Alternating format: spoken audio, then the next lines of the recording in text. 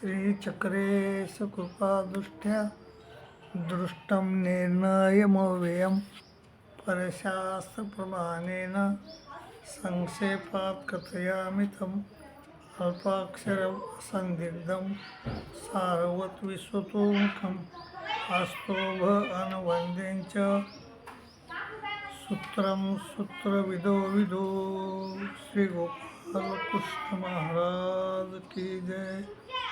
माय हो, जीव देवता प्रपंच परमेश्वर हे चार नित्य पदार्थ आहेत. अनादीचा जीव हा तमात असतो. अनादीच्या देवता ह्या आपापल्या स्वरूपी असतात. अनादीचा परमेश्वर हा चैतन्यपर असतो.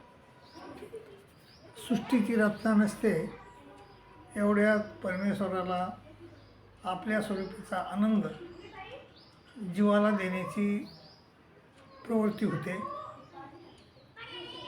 जीव तेव्हा तमात असतो. वास्तविक तिथंच आनंद द्यायला परमेश्वर तयार होते. पण हा जीव हा आदमती आदगती आदरती आहे.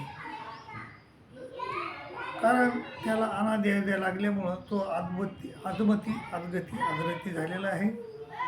त्यामुळे तो ईश्वरी आनंद घेण्यास अपात्र ठरतो. परमेश्वर ठरवतात जीवाला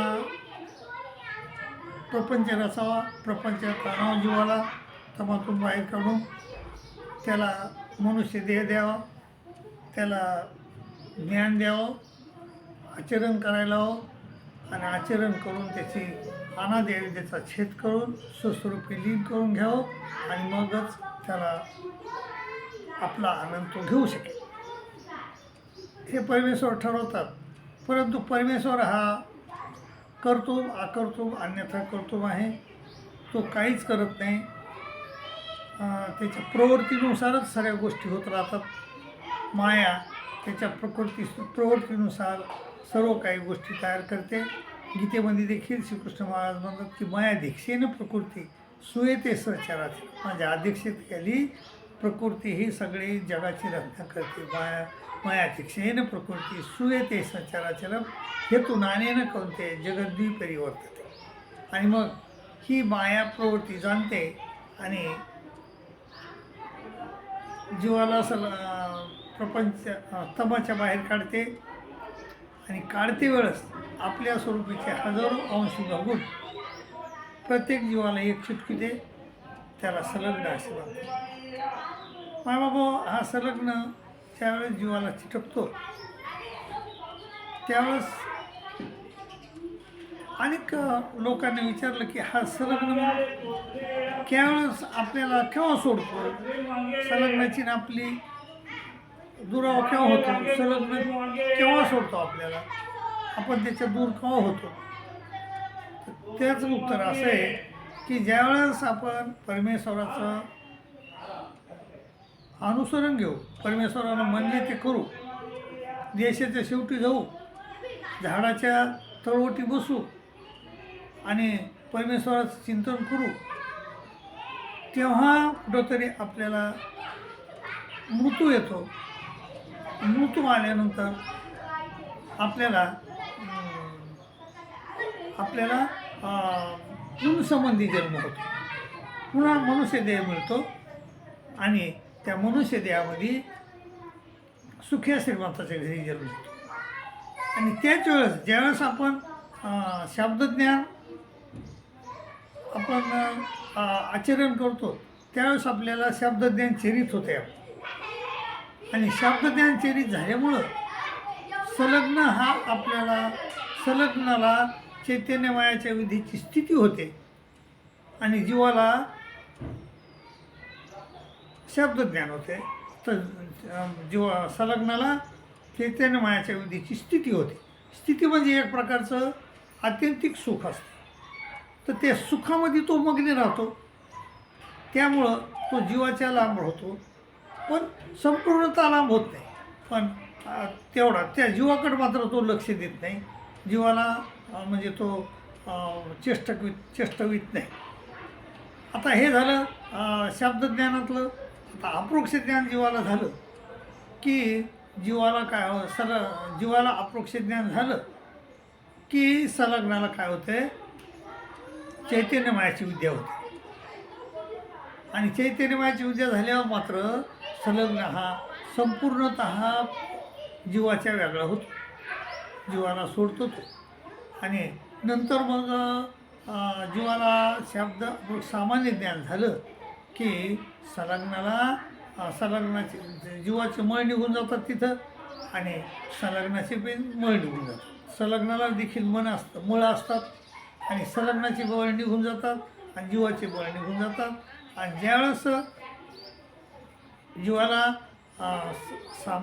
विशेष ज्ञान होते त्यावेळेस जीवाला परमेश्वर कृपास्पदीचे दुःख देतात. आणि कृपास्पदीचे दुःख दिल्यानंतर केव्हा तरी जीवावर कृपा करतात, आणि कृपेच्या आणीनं ह्या अनादिचा छेद करतात आणि स्वस्वरूपी लीन करून घेऊन आपला आनंद देतात. मग आनंद दिल्यानंतर जीवाचं काय होतं, हे संलग्नाचं काय होते. संलग्नाला मात्र मग काय होतं, संलग्न हा जीवापासून सुटतो आणि हरित मायामध्ये लीन होतो. हे दोघं संलग्न हरित मायात लीन झाला, आणि जीव हा परमेश्वर ईश्वर प्राप्तीला गेला किंवा ब्रह्मप्राप्तीला गेला, मोक्षाला गेला कैवल्याला गेला. ते दोघं दोन्हीकडे जातात. त्याच वेळेस जीवाची आणि संलग्नाची म्हणजे वेगवेगळे होतात. नाहीतर कितीही करोडो वर्षे राहिलं तरीही ते वेगळे होत नाहीत, एकमेकाला सोडत नाहीत. पण ज्यावेळेस ते अनुसरण घेईन जीव, आणि अनुसरण घेऊन आचरण करीन, मग त्याला काय होईल, शब्दज्ञान चिरित होईल. शब्दज्ञान चिरित झाल्यावर त्याला मृत्यू येईल. मृत्यू आल्यानंतर त्याला सुख्या श्रीमंताच्या घरी जन्म होईल. मग तिथून पुढं त्या संलग्न हा जीवाचा वेगळा होतो. आता संलग्न जीवाचा वेगळा झाला, जीव संलग्नाचा वेगळा झाला. तर परमेश्वराला जीवानं तक्रार केली. परमेश्वराला तो म्हणला, जी जीवाला संलग्नाला तर मायेनं संपूर्णतः त्याच्यामध्ये लीन करून घेतलं, पण तुम्ही मला वेगळंच ठेवलं. ते म्हणले, जीवाला म्हणले, तुला साखर व्हायचं का साखर अनुभवायचं, साखर होई जेते निके का साखर अनुभवी जेते निके. ते म्हणला मला साखर अनुभवायची. मग तैसे ब्रह्म होई जेते निके का ब्रह्म अनुभवी जेते निके. ते ब्रह्म व्हायचं का ब्रह्म अनुभवायचं. ते म्हणला जी ब्रह्म होणं काही खरं नाही, ब्रह्म अनुभवणंच खरं आहे. म्हणून मी ब्रह्म होत नाही, मी ब्रह्म अनुभवतो. काय बाबा, याप्रमाणे परमेश्वरानं त्याच्या म्हणजे प्रश्नाचं उत्तर दिलं. किती छान उत्तर दिलं माय बापो, छान उत्तर दिलं. आणि छान तुम्ही सगळं पाठ करा, आणि हे मरेपर्यंत लक्षात ठेवा. कारण मरेपर्यंत जर तुम्ही बोध राखला तर बोधाचे साध्य होईल, असं भट्टोबासानं मानलेलं आहे. बोध राखा आणि बोधाचे साध्य करून घ्या, अशी मी तुम्हाला नम्र विनंती करतो. तुमची रजा घेतो. दंडोत प्रणाम, दंडोत.